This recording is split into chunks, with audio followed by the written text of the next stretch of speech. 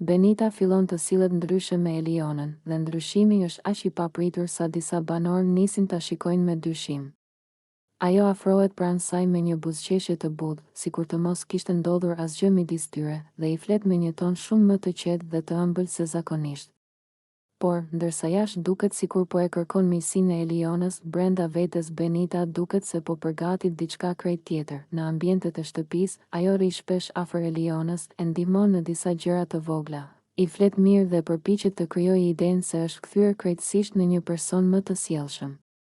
Banorët e tjerë e vërejnë këtë ndryshim, por disa prej tyre nuk e besojnë.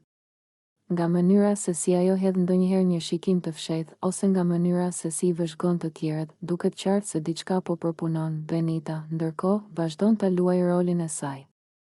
Ajo i rri pranë Elionës, i thot gjëra të mira, e komplimenton dhe vepron sikur janë afruar shumë papritur. Në pamje të parë, duket sikur po e kërkon ribashkimin dhe dëshiron të lërë pas konfliktet e kaluara. Por poshtë kësaj sjelljeje të ëmbël, ajo duket se ka një qëllim të fshehtë që vetëm ajo e di. Eliona, e cila është mësuar me mënyrën e vjetër të Benitës, nuk e kupton plotësisht ndryshimin. Ajo e pranon afrimin, edhe pse duket pak e hutuar dhe nuk e kupton pse Benita po është kaq e qetë.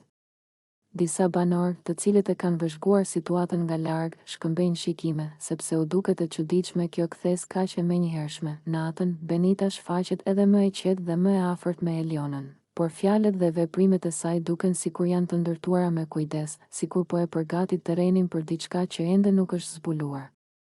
Mënyra si sillet, mënyra si shfaqet e përmirësuar brenda natës, e bën situatën edhe më të dyshim. Kjo sjellje e Benitës krijon tension në shtëpi, sepse askush nuk e di çfarë synimi ka ajo në të vërtetë. Të gjithë e ndjejnë se pas kësaj afrimiteti të papritur mund të fshihet diçka tjetër.